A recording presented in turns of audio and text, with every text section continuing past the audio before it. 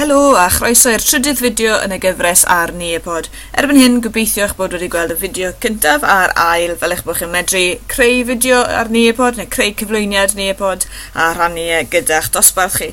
Mae'r fideo yma'n ddirach, gan daw'r unig peth dwi am ddangos i chi yw fel i edrych ar yr adroddiadau sy'n cael eu creu yn dilyn eich cyflwyniad chi a felly y stor sydd fan hyn.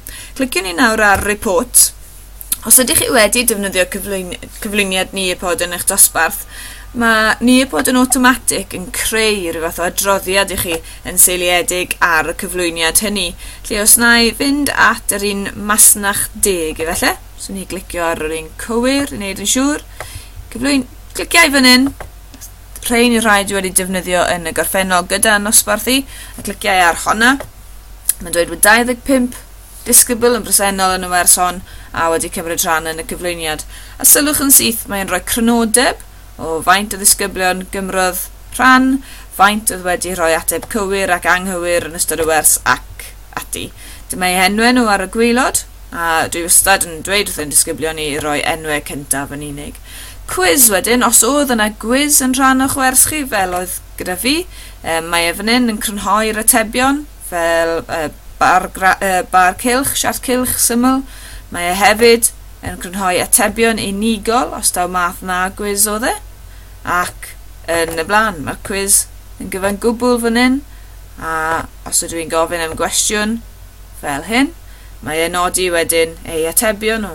Lle mae e'n gret, mae'n rhywbeth chi'n gallu mynd nôl ato unrhyw bryd i chwilio am batrymau, asesu ar gyfer dysgu, ar gyfer dystiolaeth, beth bynnag iawn. Beth bynnag chi wedi wneud fel gweithgaredd yn eich cyflwyniad Nearpod, mae'r atebion yn cael ei nodi a'i cadw fel dystiolaeth i chi.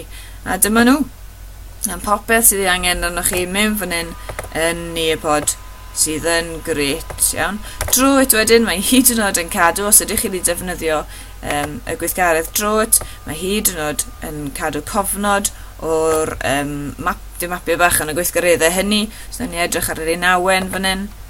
Mae hyd yn oed yn llwythio wedyn gwaith nhw fel gweithgaredd drwyt.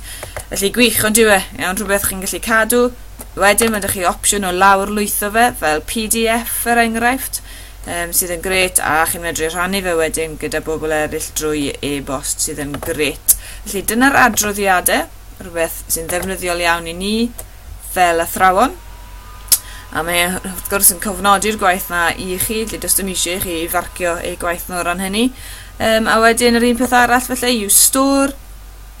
Mewn fan hyn mae yna gyflwyniad Nearpod mae pobl eraill wedi creu. Mwyafrif ohonyn nhw, neu bron pob un dwi'n meddwl yn Saesneg wrth gwrs.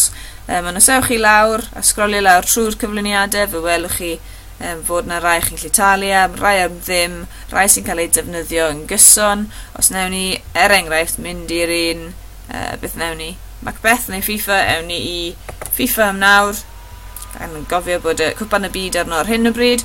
Beth dwi'n gallu neud wedyn i'w rhannu hwnna gyda nosbarth i os ydw i am ddefnyddio fe. A jyst i ddangos fod yna'r holl elfennau yna yma'n barod fel gweithgareddau. Iawn, o betasen ni'n rhannu fe, byddwch chi'n gallu gweld y gweithgareddau.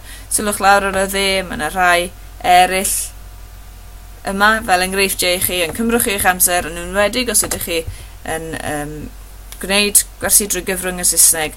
Mae yna llwyth o bethau yna yn barod i chi. Iawn, a dyna fe, pob hwyl i chi. Os ydych chi am wybod mwy, cysylltwch trwy drydar at eDdysg 1. Byddai'n wir yn braf i gael eich helpu chi neu i glywed eich syniadau chi. Pob hwyl!